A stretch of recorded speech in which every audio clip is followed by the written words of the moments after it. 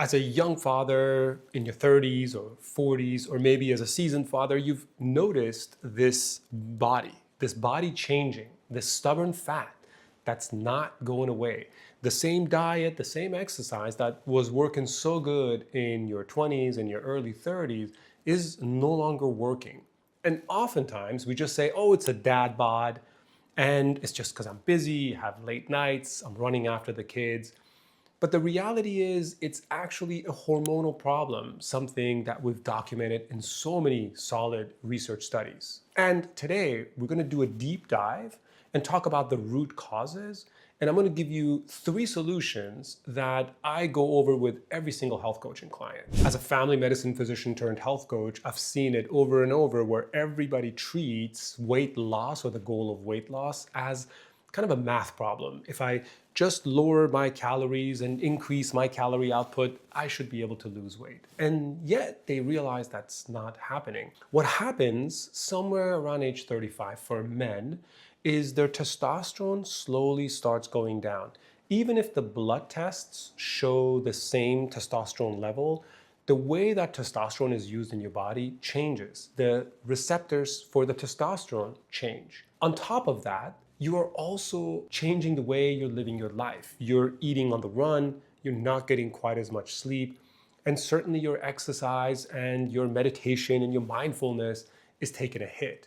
That's gonna take the cortisol levels up. And this intersection of a high cortisol and a low testosterone is usually where this stubborn weight problem begins. And it's where this hardened fat forms around the organs in the body, what we call visceral fat. And that's where a lot of the problems begin, because this visceral fat will then fight you every step along the way on your weight loss journey. To get to the root cause, we have to understand how your body processes glucose and energy. And the best way to explain it is with the hormone insulin. Insulin is at the heart of this problem because as you get older, the stress, the lack of sleep, the lack of exercise, the decreasing muscle mass makes the insulin a lot less effective. It doesn't bind to the muscles the way it should. It doesn't send the signals to the muscles the way it should. And then that blood sugar, the glucose that's floating around,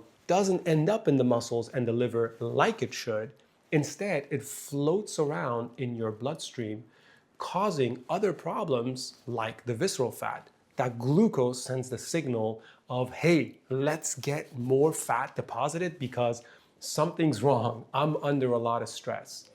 And as this fat accumulates, you start putting more and more effort into weight loss, stressing yourself out, increasing the cortisol, and this cycle just keeps going. And this insulin, is often, for most people, at the root cause of this stubborn weight that just won't come off.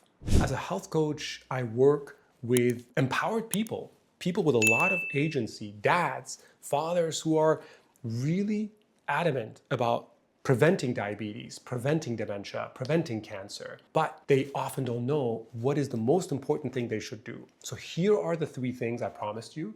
Number 1, it's how you start your day. So once you wake up in the morning, the things that you put in your mouth is going to affect what the stress level is going to be like for the rest of the day. To peak and maximize your testosterone, you need to start with a truly nutritious food, like something that doesn't have a ton of sugar, doesn't have a lot of carbs. For me, it's often a good homemade 100% whole wheat bread with some avocado, tofu, or eggs.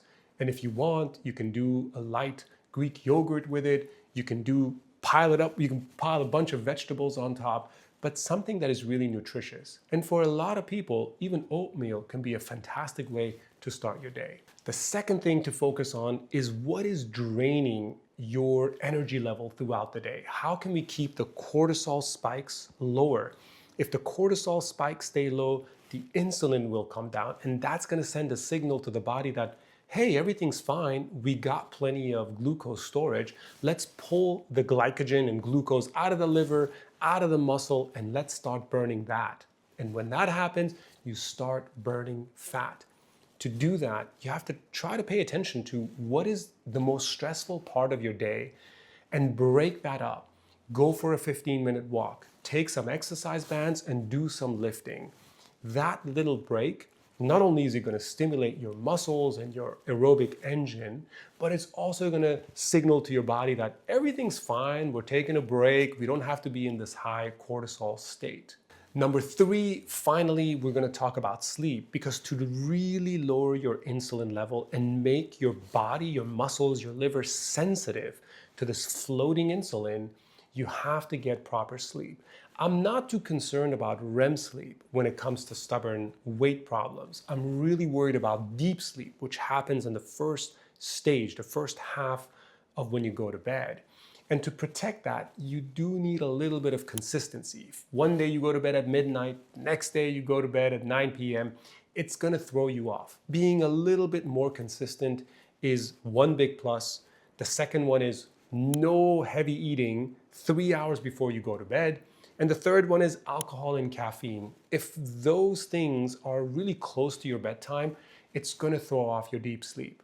Without deep sleep, your body's gonna feel a lot of stress. And then that's when the insulin and the cortisol are gonna fight you every step along the way, and you're gonna have a harder time losing that weight. In the traditional family medicine model that I used to be a part of, I realized that this weight problem was only getting covered up for decades and decades and decades until it manifested as diabetes, heart disease, fatty liver, or cancer. Now, as a health coach, I create customized blueprints with each and every client to figure out what is the best strategy for them to become lean, strong, and resilient for decades to come.